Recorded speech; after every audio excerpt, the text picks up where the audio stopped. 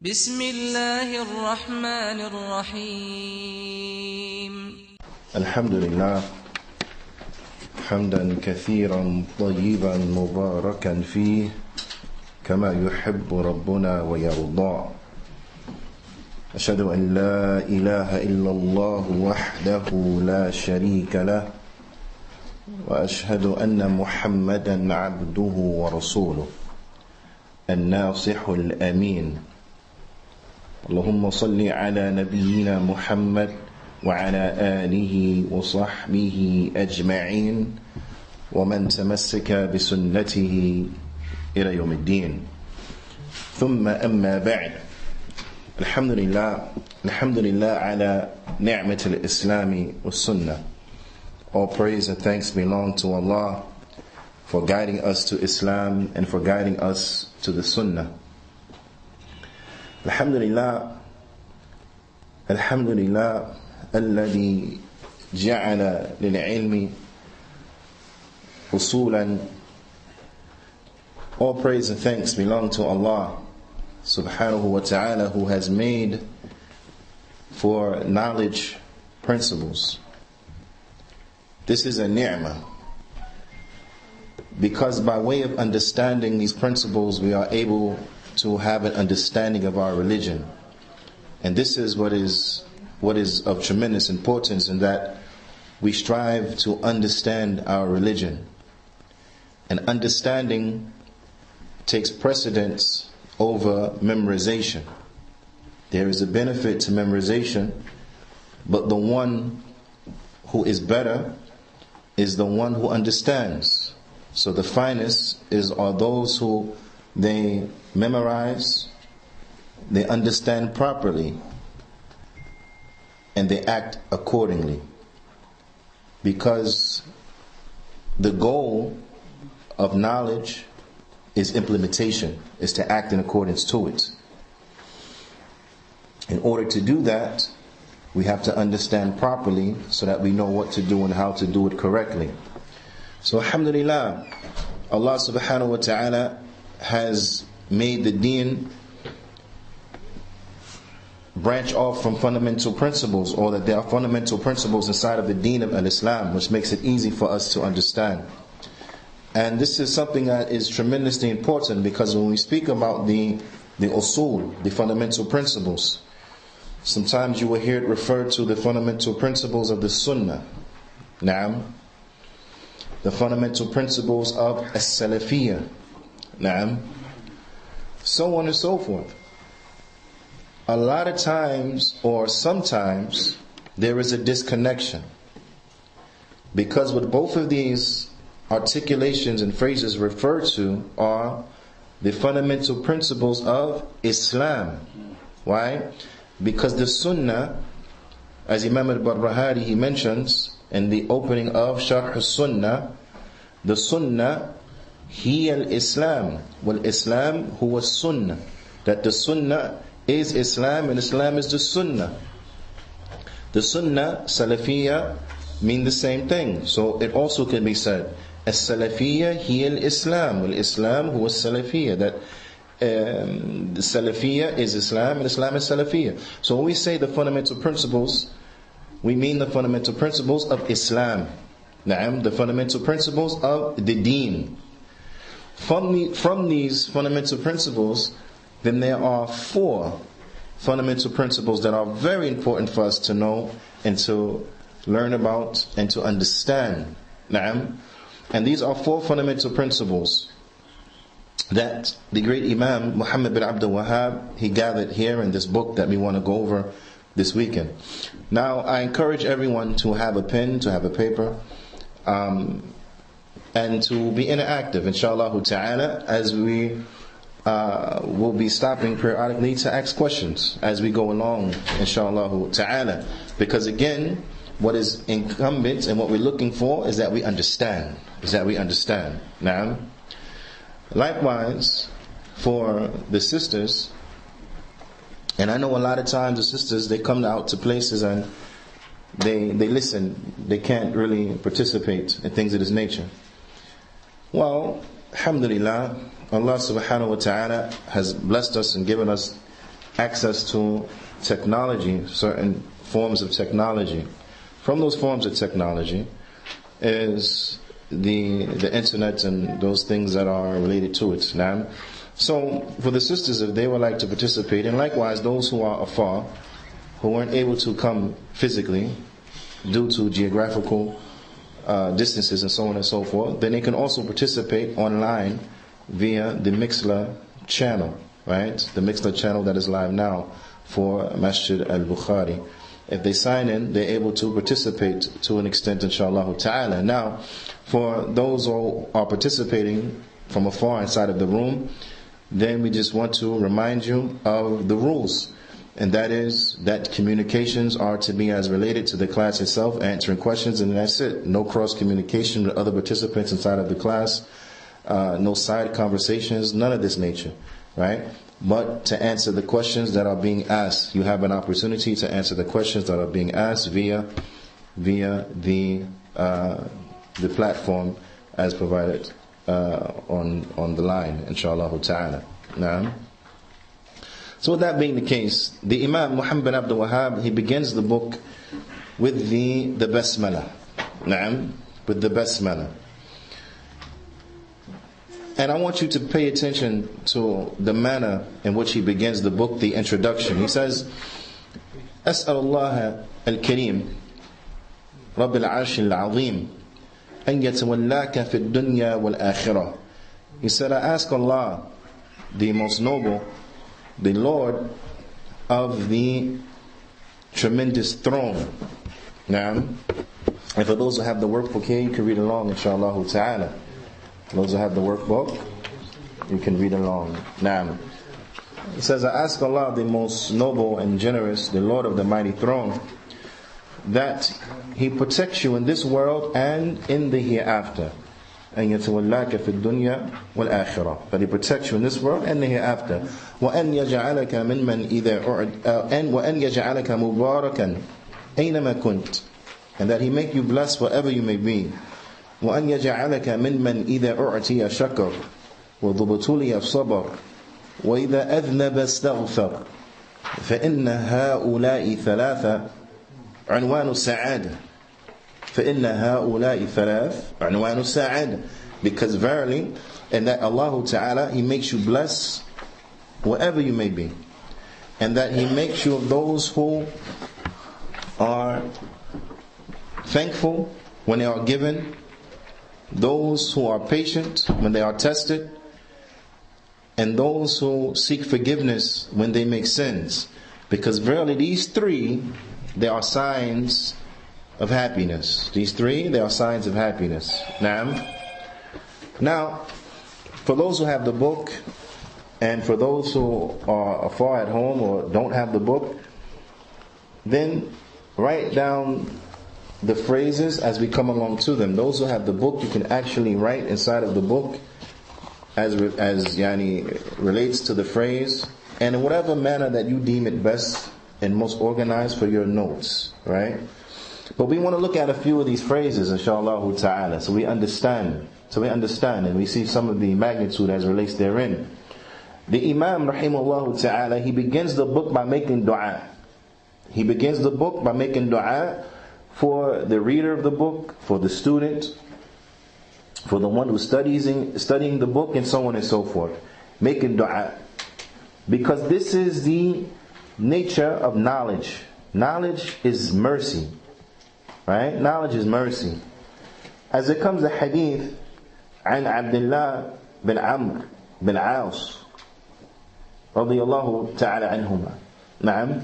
قال رسول الله صلى الله عليه وسلم. He said that the Messenger of Allah صلى الله عليه وسلم, he said, الراحمون يرحمهم الرحمن ارحموا من في الأرض يرحمكم من في السماء. And this hadith was from those hadith that was the first hadith that the ulama of hadith used to teach their students. So in the past, when a student came to seek hadith and to learn hadith with a particular scholar of hadith, usually the first hadith they would narrate to them will be this hadith. so as to draw their attention to the fact that this ilm is mercy. The beginning of it, the middle of it, and the end of it is mercy. And it leads to mercy, and the repercussions of it is mercy. Meaning when it's implemented. Now, this hadith, the Prophet ﷺ, he said, Ar-Rahimuna yarhamuhumur Rahman, that those who are merciful, the most merciful will show them mercy. Those who are merciful, the most merciful will show them mercy. Be merciful to those who are in the earth, so that the one who was above the heavens will show you mercy. Naam. So you find this is the way of the ulama. They're very gentle and very concerned about the Muslims and about their situations and their well-being. Naam. So the Imam, he begins with this tremendous dua. And this tremendous dua consists of a few different parts. The first part, he asks that Allah subhanahu wa ta'ala يَتَوَلَّاكَ فِي الدُّنْيَا وَالْآخِرَةِ, that He protects and safeguards you in the dunya and in the akhirah. Naam. What does this mean? This means فَيَكُونُ وَلِيُّهُ Allah. He's asking Allah that Allah be your wali. That Allah be your wali. Naam. Your protector. And al-wali, this is from the names of Allah subhanahu wa ta'ala. This is from the beautiful names of Allah subhanahu wa ta'ala, is al-wali. Naam. So what is from the names of Allah subhanahu wa ta'ala is what? Al-wali. Al-wali. Naam. And what al-wali ma'na, what is the meaning of al-wali? Ma'na al-mutasarrif fi khalqihi ammatan, is the one who he arranges the affairs of his creation generally. Naam, because this wilaya is going to be of two types. This wilaya is going to be of two types. The first type is one that is general, right? And that general is that he arranges the affairs of the creatures, period. The affairs inside of this world, Allah subhanahu wa ta'ala is the one who arranges them. Naam. He's in control of them. Creatures or creation? Creation, creatures, yani khalqi. Naam, his creatures and his creation. Right? So Allah subhanahu wa ta'ala, He is the one who arranges the affairs. He is the wali, He's the guardian who arranges the affairs. So this is in general. And this encompasses what? Everything. Right? Everything. And then you have the second type, and that is khasa. It is specific.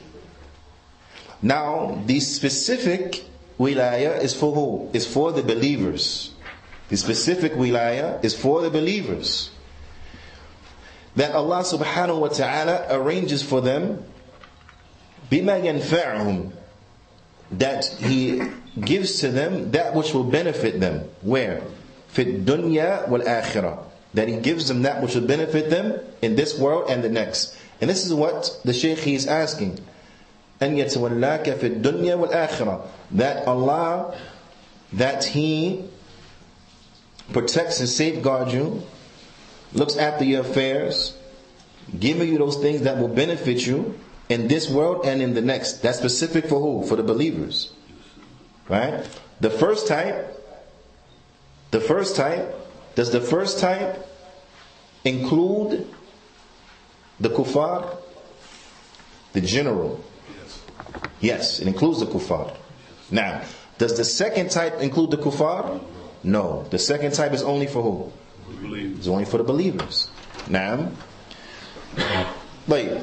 The second thing, which the Shaykh he makes dua for, is that what? وَأَنْ يَجْعَلَكَ مُبَارَكًا أَيْنَمَا كُنْتَ, that Allah makes you mubarak wherever you may be. He make you blessed wherever you may be. Now, what is the meaning of a blessing? That a person is blessed. Because we hear it all the time, right? We ask Allah subhanahu wa ta'ala all the time to bless each other, right? We say, Barakallahu feek, may Allah ta'ala bless you, right? And so on and so forth. What are we asking for? Guidance, guidance, protection, right? That enters into it. Who else knows? Anybody else want to give it a shot? What about the online people? You want to chime in? What do you think that means? What are we asking for? We ask that Allah subhanahu wa ta'ala blesses us. So what does it mean to be blessed by Allah subhanahu wa ta'ala?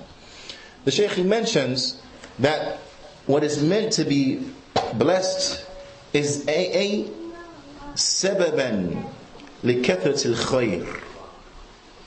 Istami'u. All the things that enter into blessing, right? From being upon a good situation, good disposition, so on and so forth, right? But also is that what? That Allah subhanahu wa ta'ala makes you a cause, He makes you a reason for a great multitude of good. A reason, a cause for a great multitude of good. So you become what? A source of goodness. Right? So an individual that is blessed, so that you are a source of goodness. A source of goodness. Now, وَدَوَامٌ. And also that it is something that is perpetual, that you are continuously a source of goodness. So if you think about the implications of that, what will enter into an individual being blessed is tremendous. This person will be a benefit for his community. He will be a benefit for the Muslims. He will be a benefit for the kuffar. He will be a benefit for the animals, a benefit for the road, a benefit, because he's blessed. Good comes from this person. Right? And with good coming from this person, that means that what? That the harm that person may have is withheld. Because none of us are perfect. We all have mistakes. We all have,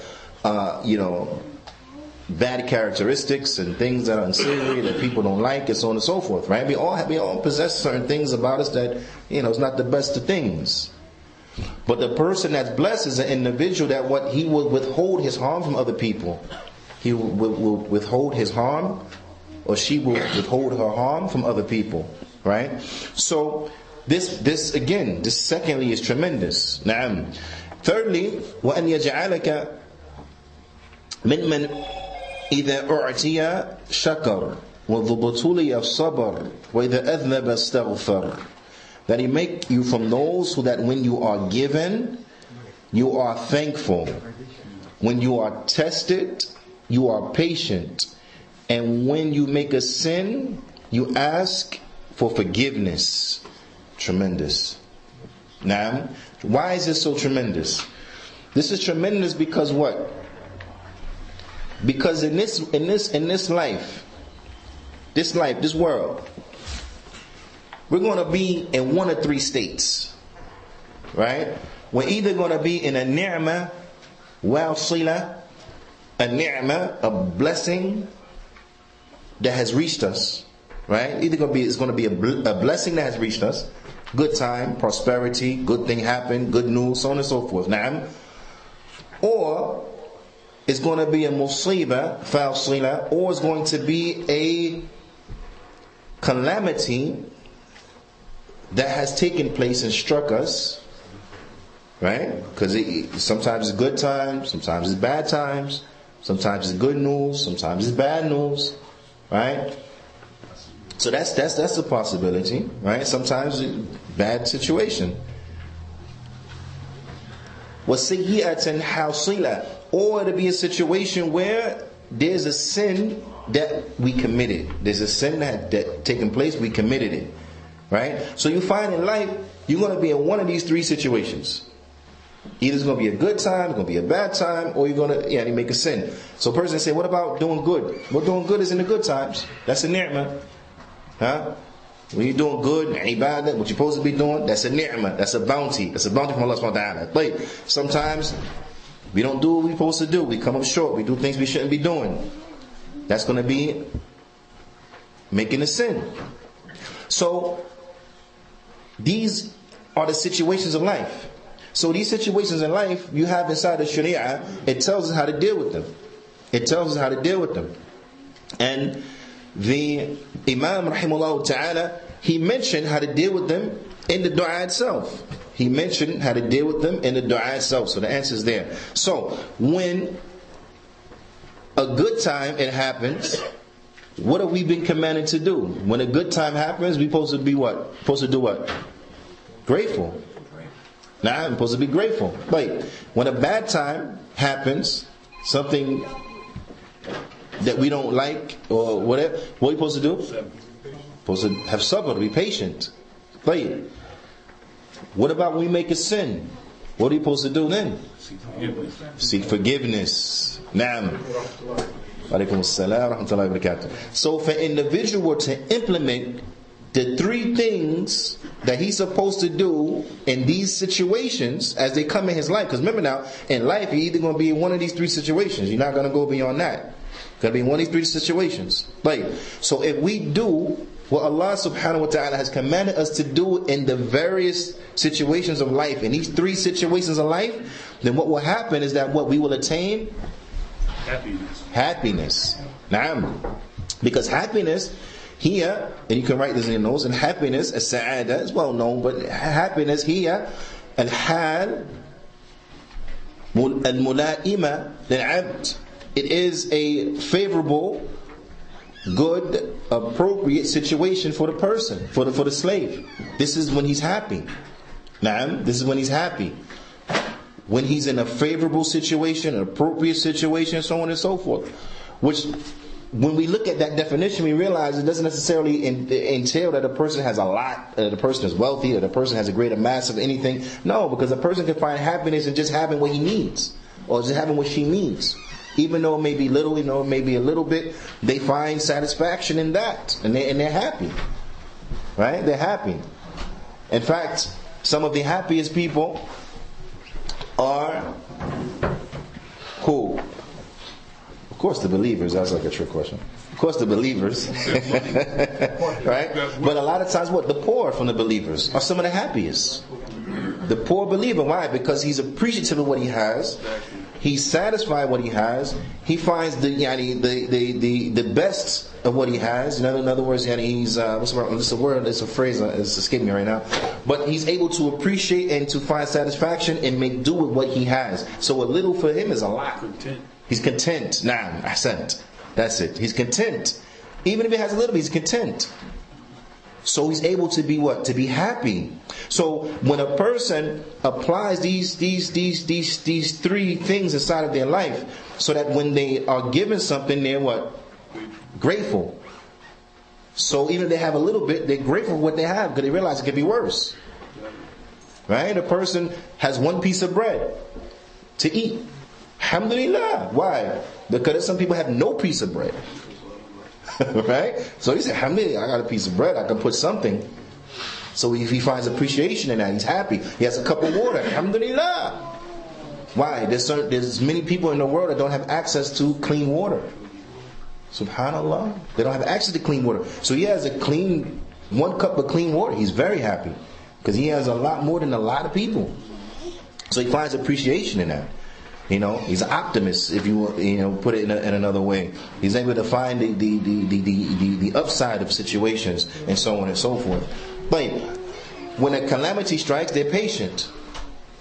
When they make a sin, they ask for forgiveness. That's very important. Of course, a person who doesn't ask for forgiveness when they make a sin, how can that's a miserable person. What an evil individual. They make a sin, they don't feel bad, they don't ask for forgiveness. That's an evil person. This type of people, they never happy. Nothing is ever good enough. Everything that happens is always too much. Right? Whatever they get is never good enough. So they're the most miserable. They're the most miserable of human beings. But the Shaykh, he mentions, and this is actually a quote. The Shaykh here, Muhammad Abdul Wahhab, he's actually quoting Shaykh al-Islam, Imam Ibn al-Qayyim, rahimahullah ta'ala, who mentioned this. Thankful when they are given, patient when they are tested, and then they ask for forgiveness when they make sins. And then he says that these things, that these three things are signs of happiness. These three things are signs of happiness. Now in the Arabic language, we have the word unwan, right? It's translated as signs. Because that's the predominant meaning, basically, for lack of a better word, term, and or translation. Right? But let's understand it a little bit better so that we have a little bit better understanding. Is that the word unwan shay ma yadullu alayh, is something that points to something. It points you in the direction of something. It puts you in the general vicinity of something, and so on and so forth. This is unwan. It draws your attention to something. So if you're trying to get somewhere, then you need what? An unwan, right? Well, minhu, in the Arabic language, right? For the brothers who speak Arabic, when you look at the title of a book, sometimes you would call it what? Unwanul, what? Book. Kitab. Right? The unwan of the kitab. But what does it mean, the unwan of the kitab? The title of the book. Because the title of the book points you to what the book is talking about, the subject matter of the book, what the book covers and deals with. But I'll give you another example. What's second? Also, a house or a place of business or a place, right? If you're trying to get there, what would you ask? The person tells you, okay, go down to whatever place, go to the supermarket. And you're not familiar with the area. So what do you need to get there? Is the what? Direction or? The address. Right? The address. So unwan in Arabic language, you can say, the unwan, what's the unwan? The address. What's the address of the house? Why do you need the address of the house? So that you can get to the house. That makes sense? That's how you get there. It points you to it, and by way you're able to get there. So Imam Ibn Qayyim, he mentions that these three things are the unwan. These are the unwan of sa'ada, the address of happiness. If you want to get to happiness, then you got to follow the address. You want to get to a place, you want to put in your GPS, what do you got to do? You put the address inside of GPS, then you're able to get there. So if you want to get to happiness, what's the address for happiness? These three. You see? And see, this is where the English language sometimes it comes up short, because of course you can't translate unwan as address without now having a footnote that goes into this big paragraphs and explaining all that, right? So then you have to say, okay, the sign of happiness. But I don't know, to me it doesn't give you the same feeling, like you know what I mean? Too simple. Yeah, it's too simple. You don't really walk away from that with a lot to hold on to, and that's just an encouragement for all of us to learn Arabic, because we have to. So if a person were to apply these three things, then they're gonna be happy, right? They're gonna be happy. That's how we get happiness. These three things right here, right? That's how we get happiness. Then the Imam goes on and he says, "I'lam arshadakallah li ta'ati." SubhanAllah, still making dua for us. You see that? Still making dua for the Muslims. He says, no. This is a word that draws your attention. Have knowledge. No. Then he says, may Allah guide you to His obedience. That's tremendous. Wow, that's amazing. Right? Because if Allah guides you and bless you to be obedient unto Him and give you success in being obedient to Him, how could you lose? You can't lose. You can't lose in the dunya. You can't lose Yawm al-Qiyamah. Because you're one who lived your life and died being obedient unto Allah subhanahu wa ta'ala. You're a winner. That's tremendous right there. Right? Then he says, أَنَّ الْحَنَفِيَّةِ know that what? That Hanafiya مِلَّةَ إِبْرَاهِيم أَن تَعْبُدُ اللَّهَ وَحْدَهُ مُخْلِصًا لَهُ الدِّينَ وبذلك أمر الله جميع الناس وخلقهم لها كما قال تعالى وما خلقت الجن والإنس إلا ليعبدون. He says, know that Al-Hanafiyya is the way of Ibrahim, which is to worship Allah alone, making all of the religion sincerely for Him. And with this they have been and with this Allah has commanded all of the nas, all of mankind, and He has created them for this purpose. Just as Allah the Most High, He says, and I did not create the jinn nor mankind except for them to worship me. Na'am. Firstly, when we look at this paragraph, look at this portion, we want to know, what is Al-Hanifiyya? What is Al-Hanifiyya? Na'am. We hear about this a lot. Al-Hanifiyya. The deen of Islam is Al-Hanifiyya. Hanifiyya is the millah of Ibrahim. Hanifiyya is the way of Ibrahim. What does that mean? Al-Hanifiyya. Na'am. Al-Hanifiyya is important that we know. This word in the Arabic language points to two meanings. Two meanings. Na'am. Two meanings. One of them is am, general. Right? So who would like to mention what is the second? Religious. Not religious. Specific. One is general, the other one is specific. Now, but the general meaning of al-Hanifiyya, then this means what? Al-Islam. The general meaning of Hanifiyya is Islam. Right? The specific meaning of Hanifiyya, and this is, it is al-iqbal ala Allah bit-tawheed. This means to turn towards Allah by implementing tawheed. This is the specific meaning of al-Hanifiyya. Now, that makes sense? Now, what the brother mentioned was true, meaning it was true that certain words are broken down in this type and that type. He said religious meaning, a shar'i, right? Both of these, you will say, is the shar'i meaning of al-Hanifiyya. Both of these are the religious meaning of Hanifiyya. So you say, what is the religious meaning of Hanifiyya? Then the religious meaning of Hanifiyya is of two types. One is general and one is specific. Generally, it means Islam. Specifically, it means to turn towards Allah, with tawheed. Right? Now, the brother mentioned religious meaning. What's the opposite of that? You got the religious meaning and then you got what? Linguistic meaning. So you got the religious meaning. So the religious meaning is what? What's the religious meaning of Hanifiyya? Remember, got to break it down. Break it down for me. The religious meaning of Hanifiyya breaks down to what? Two. The general and the specific. General, specific. The general is what? Islam. Islam. Sense. What's the specific? Tawheed. To turn to Allah. I want you to put that in there. Turn to Allah with tawheed. There's a method for the madness, right? Why I want you to say turn to Allah? Why? Because it's going to bring us now. So I want to mention the linguistic meaning of Hanifiyya, right?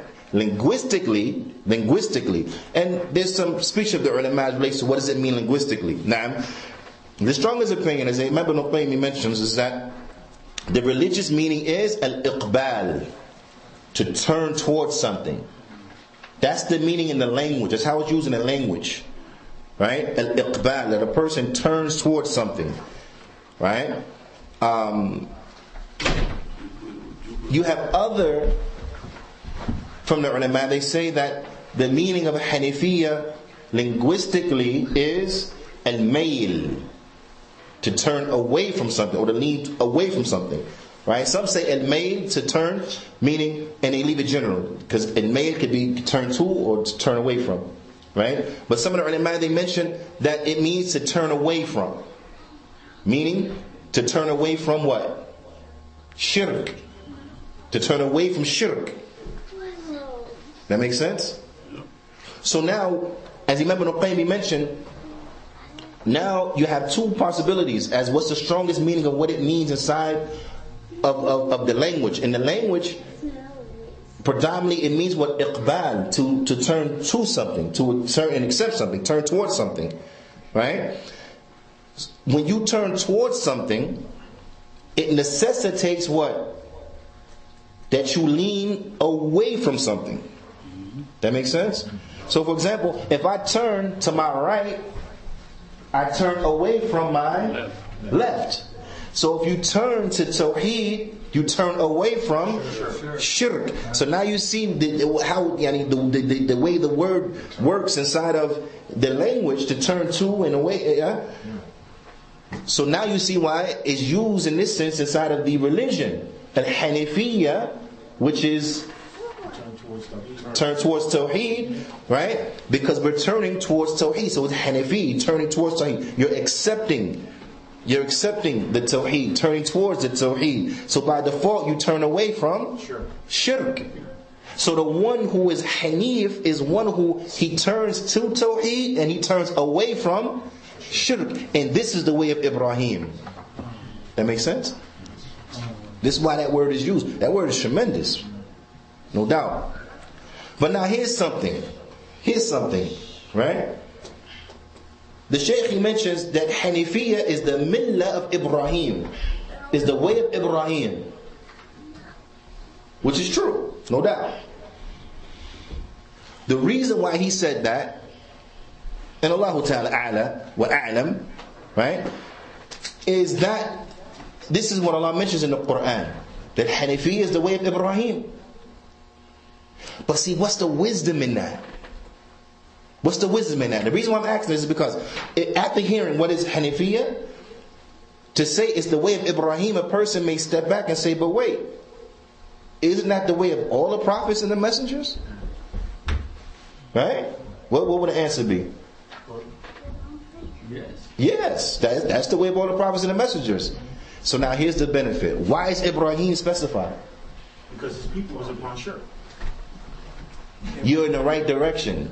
That is linked to his people. His people were upon shirk.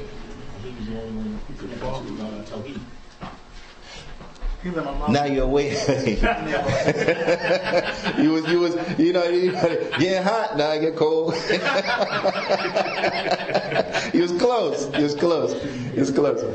Now, there are two reasons why in the Qur'an Hanifiyya is linked to Ibrahim. I want you to understand, and Hanifiyya is the way of all of the prophets and the messengers. Is Hanifiyya. Why is it linked to Ibrahim? For two reasons. There's great benefit in those two reasons. The first reason why it's linked to Ibrahim is because, remember, the Arab, right? And in particular, the Quraysh, the Arab, right? They trace their lineage back to who? Ibrahim. Right? So remember who's being addressed? The Quraysh. And the Quraysh, they were upon shirk. That's where he was hot. The people. Right? The people who linked themselves back to Ibrahim, who claim Ibrahim, they were upon shirk. So when Allah Ta'ala says, in the way of Ibrahim, Yani Hanifa, وَمَا كَانَ مِنَ الْمُشْرِكِينَ, the way of Ibrahim was Hanifiyya, and he was not a polytheist. This is refutation upon those who claim Ibrahim. You claim to be upon the way of Ibrahim. Ibrahim wasn't a mushrik. If you really upon his way, you claim to be connected to him, then you need to be muwahid, because he was muwahid. He wasn't a mushrik. So you see how, like, what do you say, like, the argument demolishes them. You want to be like Ibrahim. Ibrahim was upon Tawheed. Be upon Tawheed. He wasn't a mushrik. He wasn't upon polytheism. So it smashes out the polytheists who claim connection to Ibrahim. Right? But that's one reason why it's linked to Ibrahim. Because of the people who were being addressed. The argument that was used against them. You claiming that you connect to Ibrahim by your lineage? Okay, well Ibrahim, he was not a polytheist. So this is why in the Qur'an it comes linked the way of Ibrahim. Right? That's one reason. That makes sense? Yeah. The second reason is that Allah subhanahu wa ta'ala informs us in the Qur'an, as Allah ta'ala told Ibrahim, that He's going to make him what? Imama. He's going to make him an imam. As it comes to Surah Al-Baqarah. Na'am. طيب. Ibrahim alayhi salam, Allah ta'ala made him an imam. An imam is what? Is one who others follow his example. So because Ibrahim was made an imam, one who is to be followed, Allah subhanahu wa ta'ala commands us to be upon the way of who? Ibrahim. Because Allah ta'ala made him an imam. So that's why it's linked. All of the prophets and the messengers was upon the way of Hanifiyya. But Allah Ta'ala specifies Ibrahim. Why? Because he was made an imam. Follow the way of Ibrahim. Na'am. Na'am. The father of the prophets of Bani Israel. Na'am. And also the father of the Prophet Muhammad alayhi salam. Right? So this is why he is linked to him. Because he's an imam. And this is why the Hanifiyya being the way of Ibrahim is specified. But in general, it's the way of all of the prophets and the messengers. That makes sense? And then and then the Shaykh, he brings a dalil on why we are to worship Allah and Allah subhanahu wa ta'ala alone. And that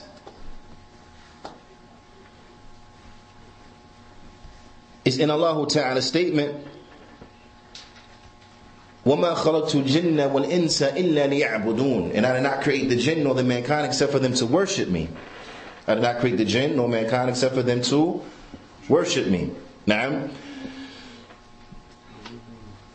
the Shaykh, he mentions, he said that Allah created us to implement Tawheed and commands us to implement Tawheed. And then he brings this verse. Right? So now a person may say, what's the point of reference in the verse? How does that verse show us that the purpose for our creation is to implement the Tawheed, and we are commanded to implement the Tawheed? How do we get that? From where? Now the first one, that the purpose of our creation is clear, right? وَمَا خَلَقْتُ الْجِنَّ وَالْإِنسَ إِلَّا لِيَعْبُدُونَ. And I did not create the jinn or the mankind except for them to worship me. That is clear. That's explicit. That's explicit, that we've been created to worship. What's implicit, what's implied? If you've been created for a thing, then that means what? There's going to be some direction in how you should worship. No, more simple. It's a real simple answer. You must obey it, which means you must what? If you've been created to worship, then by default that means you're supposed to, That means you're supposed to worship. If you've been created for a thing, that means you're supposed to implement the thing and do it. So if Allah created you to worship Him, then by default that means you have to worship Him. So if He created you for to worship Him, then that means you are then commanded to worship Him. So obey Him and worship Him. That makes sense? Yes. So this verse here is a proof that not just the purpose of creation is to worship Allah alone, but also we have to worship Allah alone. We've been commanded to worship Allah alone. And that's why he brought this particular verse. Because that one verse deals with both meanings. One explicitly and the other implicitly. Right? Explicitly because it's right there. And you have not been created except to. I did not create the jinn nor the mankind. I did not create the jinn nor the mankind except to worship me. Right. So that means then by default what was implied is, so therefore you're commanded to worship Allah and Allah Ta'ala alone.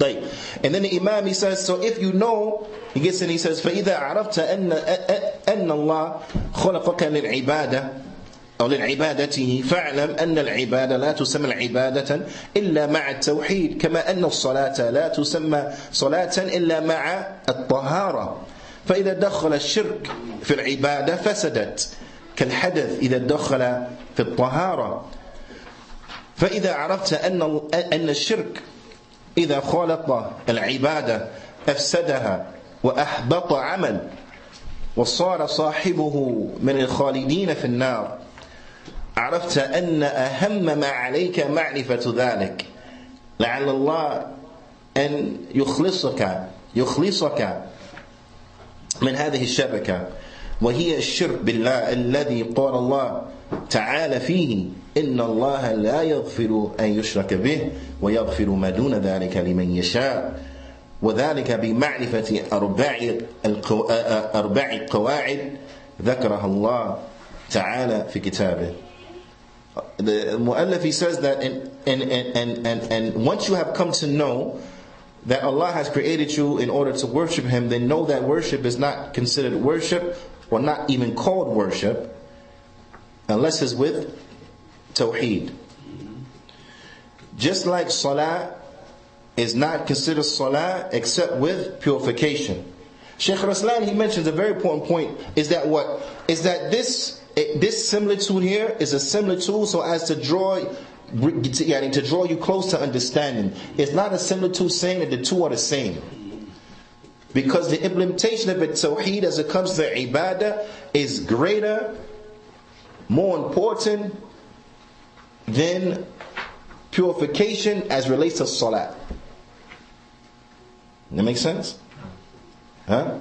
Like, the Imam goes on to say, just like the prayer is not called the prayer unless it has with it purification. So if shirk were to enter upon the worship, it would destroy it.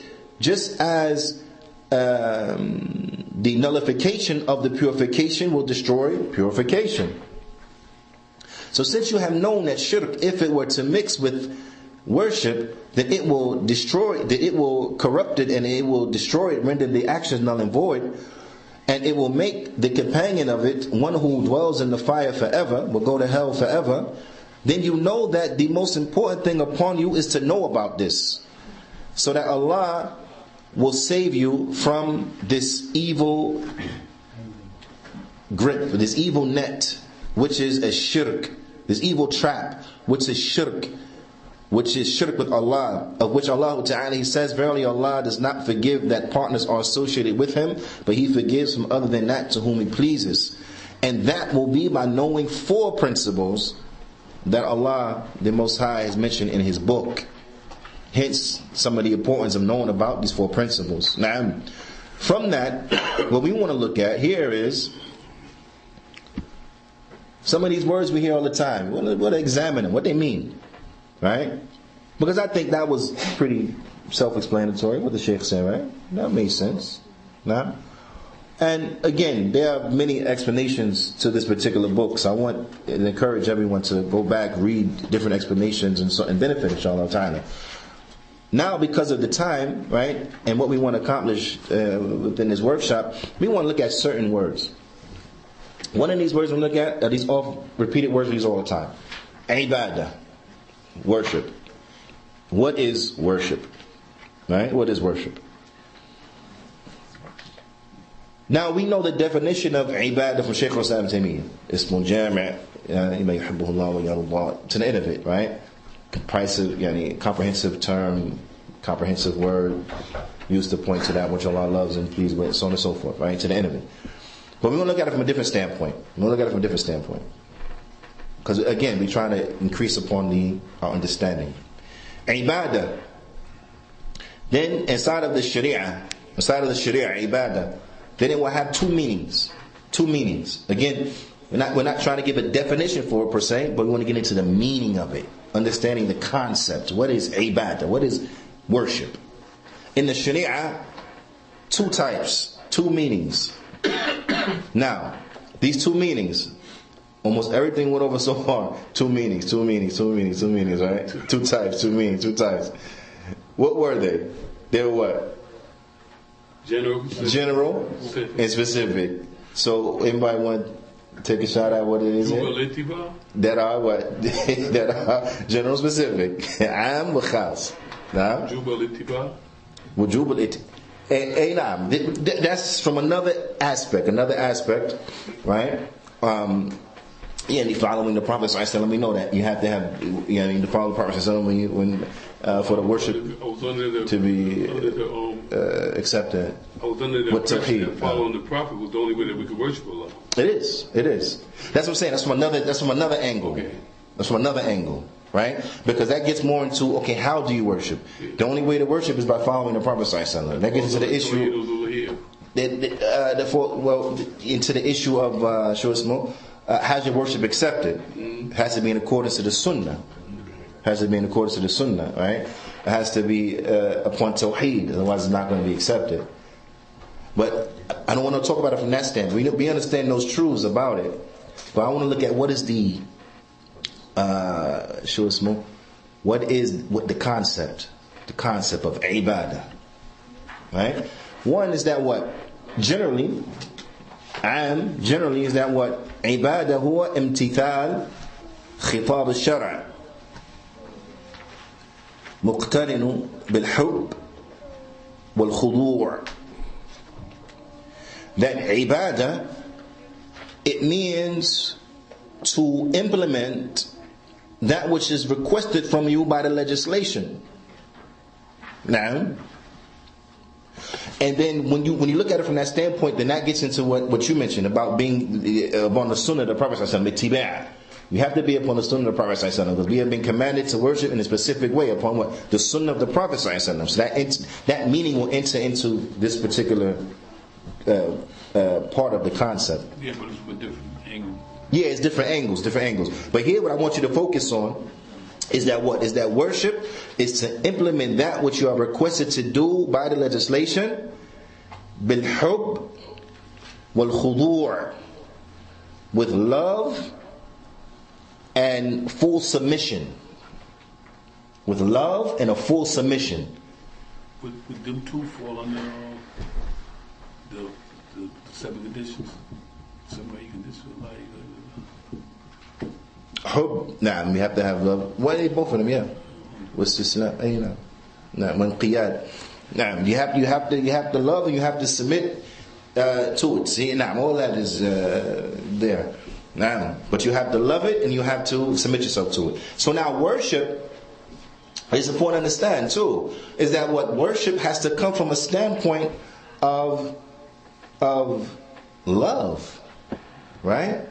So when we pray to Allah subhanahu wa ta'ala, it's because we love Allah, correct?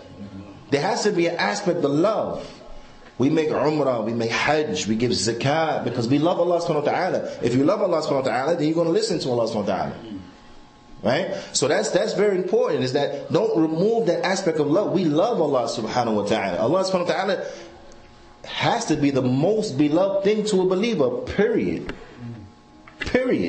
Right? And that's important to know, because sometimes one of the things that shaitan he does, he likes to harden the hearts. So a person want to be religious. If the shaitan can't get you to not pray, you're going to pray anyway. He can't get you to not do righteousness. So what is one of the things the shaitan try to get you to do? To become callous, to become hard, to become like religious robots, for lack of a better term. Right? Person just hard. How your heart so hard and you worshiping like this? You see, you ain't doing something right. You know what I mean? Because the ibadah, it has to be love. It has to be love. We love Allah subhanahu wa ta'ala. Because the Ahl Sunnah, we between what? Love and what? Fear. There's love and there's fear. Between love and between fear. We love Allah subhanahu wa ta'ala. So when we worship, an important key aspect of ibadah is what? Is love. And then what? Khudur. We have to submit ourselves unto Allah subhanahu wa ta'ala. We have to humble ourselves. We could say humble, submit, be submissive, compliant. All that enters into it. But basically we have to listen. We have to listen. And that listening requires submission. Because it may be things that otherwise we wouldn't have done. Correct? Waking up before Fajr time. That may not have been our call. But we do it. We submit to it. Right? The soul caused the evil at times. The nafs ammara bisu. It caused the evil. You see that beautiful woman walking down the street wearing hardly nothing? You saw it one time because you took notice it's there. That's all you get. To look back, you might want to look back. Why? Because you're a man. Correct? You're a man. Men like women. Right? You should. Men like women. We ain't talking about no, ain't talking about no, weird things, you know what I mean? Yeah. But what happens now? You have to submit yourself, to fight yourself, to be compliant to Allah's rules. So then what? You lower your gaze, you don't look back. You realize, don't look over there no more. But is that maybe what you want to do? No, you want to look. Right? So you submit yourself. You stop yourself. You submit yourself. So there has to be a form of submission. And this is important when it comes to worship, that we do it out of love and we do it out of submission. See, this is the thing too. Sometimes a lot of us grew up before we accepted Islam. We come from the background where our parents are stern. Right. And we obeyed them because they were our parents, and you may fear what they may get to you. Right. If you didn't do it. So sometimes I get mixed up in as far as the worship part. It's like you said, say you wake up for Fajr in the morning, you go. You may be tired, you don't really want to go, but you go, you submit to it, but out of fear that something bad may happen if you stay in that building. Right. Does that still fall under love? It's both. Because we love and we fear. When a person understands Allah subhanahu wa ta'ala, right, how generous Allah ta'ala is to us, how kind Allah subhanahu wa ta'ala deals with us, by default you have to love Allah subhanahu wa ta'ala, right? Because generally a person loves the person who does something for them. And the Prophet said, tahadu, tahabu, give gifts, spread the love. Because when a person does something good for you, you remember that. You remember that. You understand what I'm saying? Because that's how Allah Ta'ala created us. That when a person shows you kindness, does something good for you, you take note to that. That subhanallah, that guy, he helped me out. You remember that next time. Right? And because generally that's how we are. We love those who do good to us, who do good for us.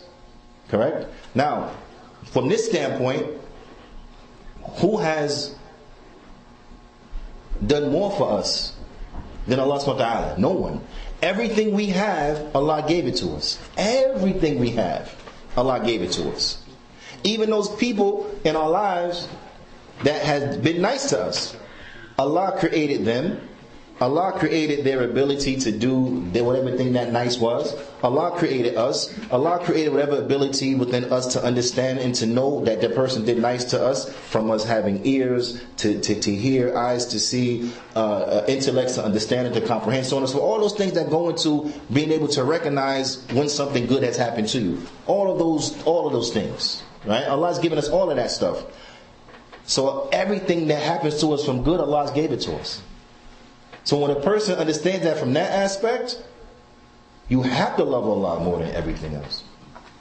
By default, I mean, it's not inconceivable or rational or logical that wouldn't be the case. You love Allah more than everything. Right? So that's where you get the aspect of love.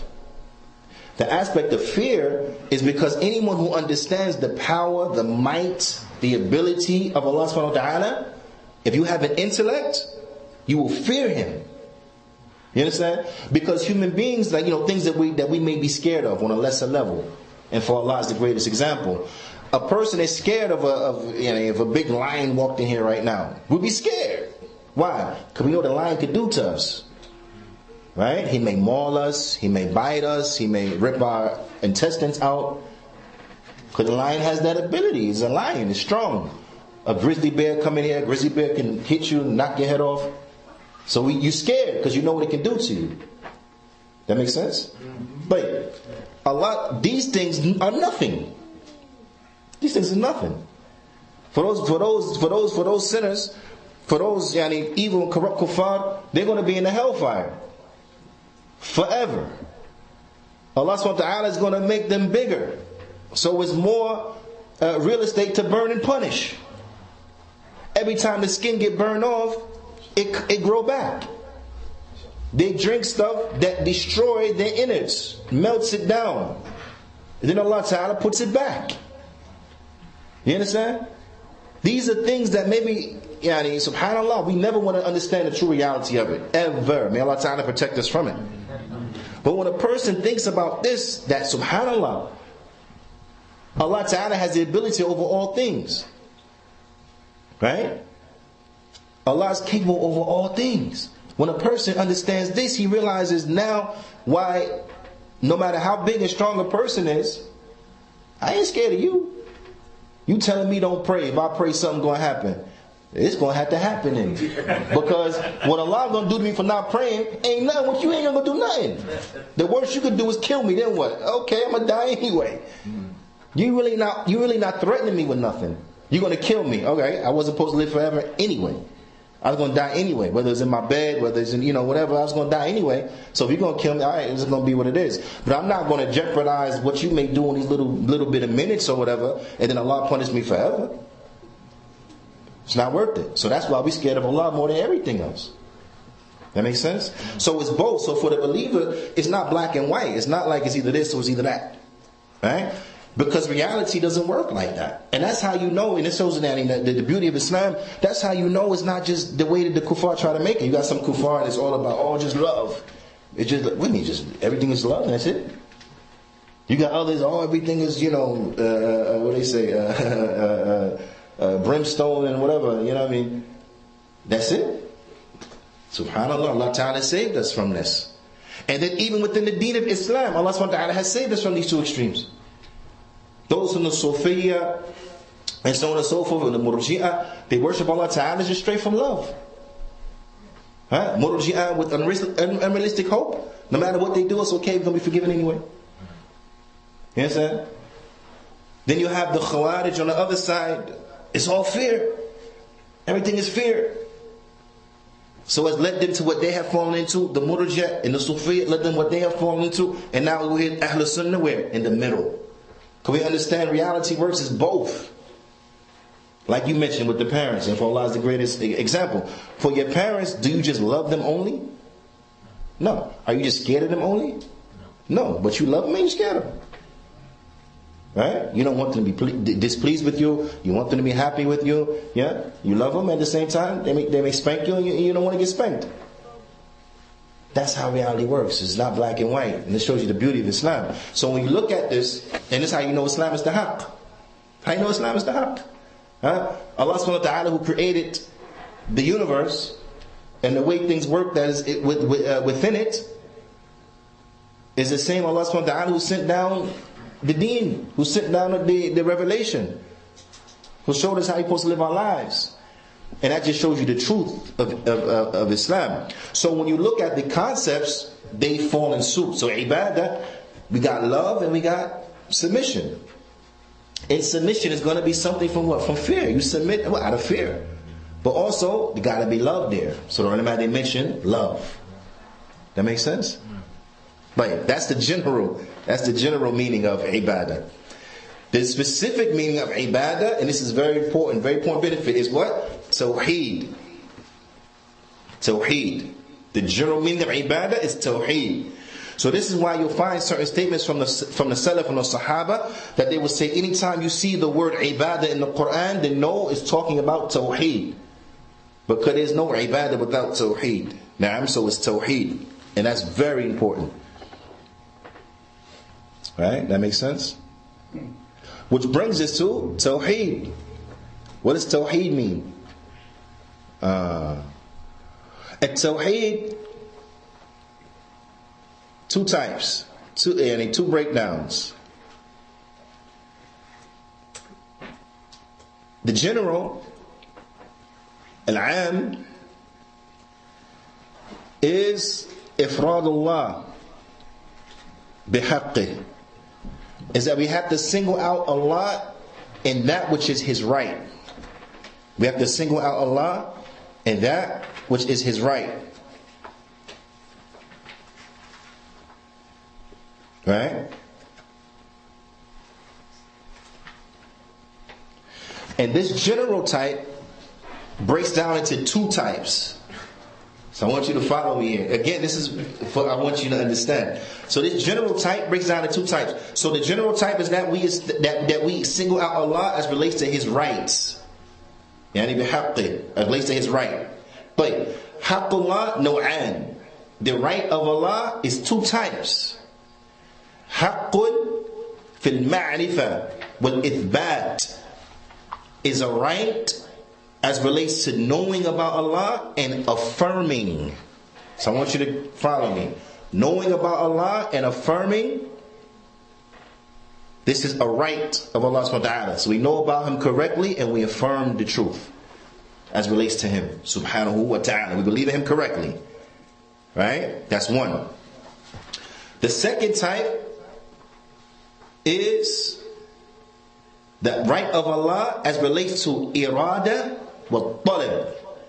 The right of Allah as relates to what we intend and what we request. Right? The right of Allah as relates to what we intend and what we request.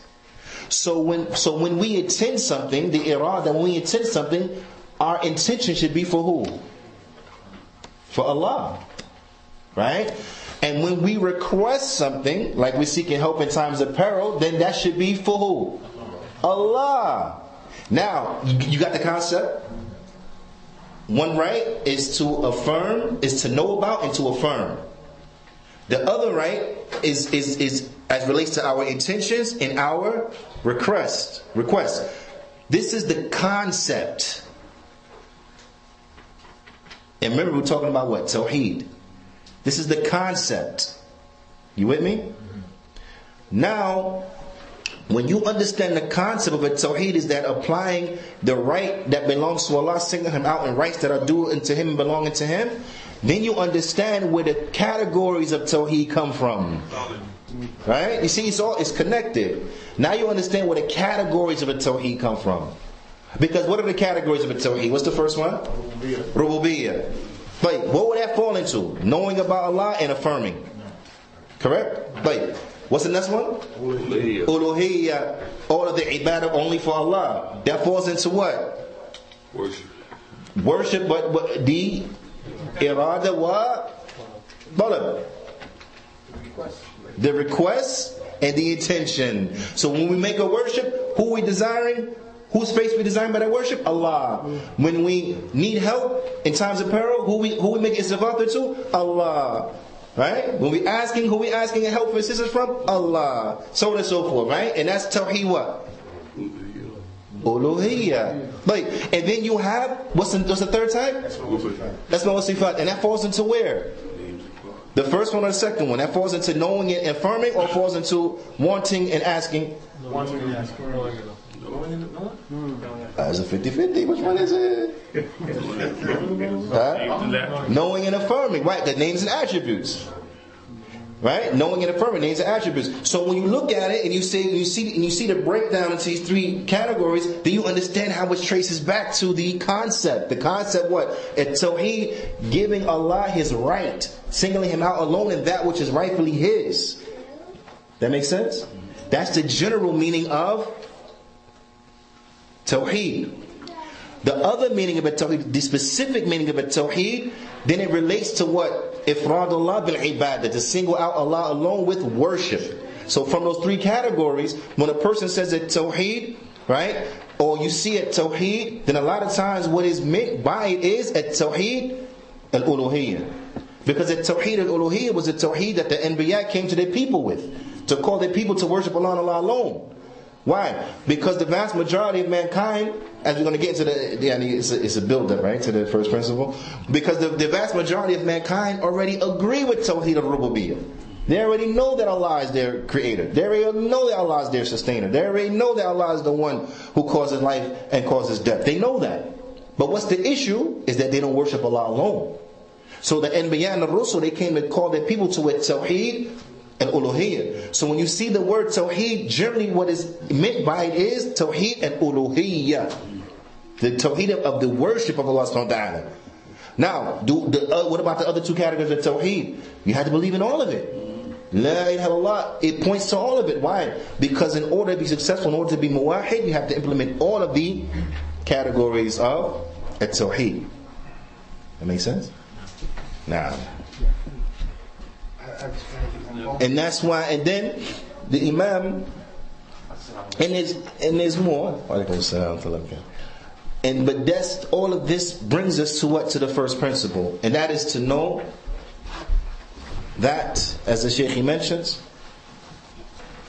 أن تعلم أن الكفار الذين قاتلهم رسول الله صلى الله عليه وسلم مقرون بأن الله تعالى هو الخالق المدبر وأن ذلك لم يدخلهم في الإسلام. Is that to know that those kuffar, those disbelievers who the Prophet ﷺ, he fought against them, they agreed that Allah was the creator and was a sustainer, but that did not enter them into Islam.